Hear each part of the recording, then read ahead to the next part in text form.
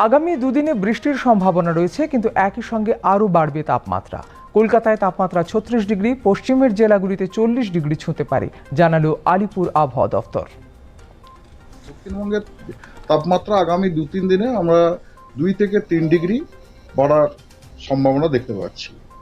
তবে আপনার এপ্রিলের শুরু থেকে আপনার বাঁকুড়াতে, মানে পশ্চিমের জেলাগুলোতে টেম্পারেচার 40 ডিগ্রি কিন্তু টাচ করতে পারে।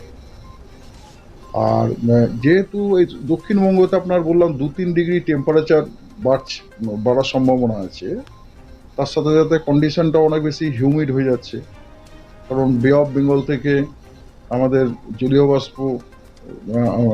জলীয় বাষ্প প্রবাহ হচ্ছে আর কি।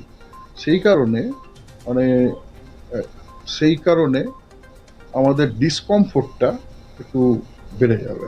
দক্ষিণবঙ্গে আজকে আমাদের রেনফল ফোরকাস্ট হচ্ছে আইসোলেটেড রেনফল, মানে মাত্র 2টি জায়গাতে, ঝাড়গ্রাম এবং মেদিনীপুরের 2 ডিস্ট্রিক্টে হালকা বৃষ্টি, নট ইভেন মাঝারি, হালকা বৃষ্টির সম্ভাবনা আছে।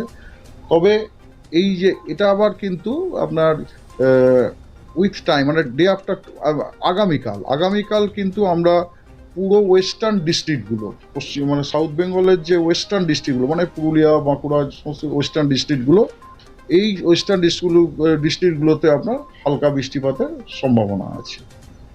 আর 31 তারিখে গোটা গ্যাঞ্জেটিক ওয়েস্ট বেঙ্গলের সবকটি জেলাতে হালকা বৃষ্টির সম্ভাবনা আছে।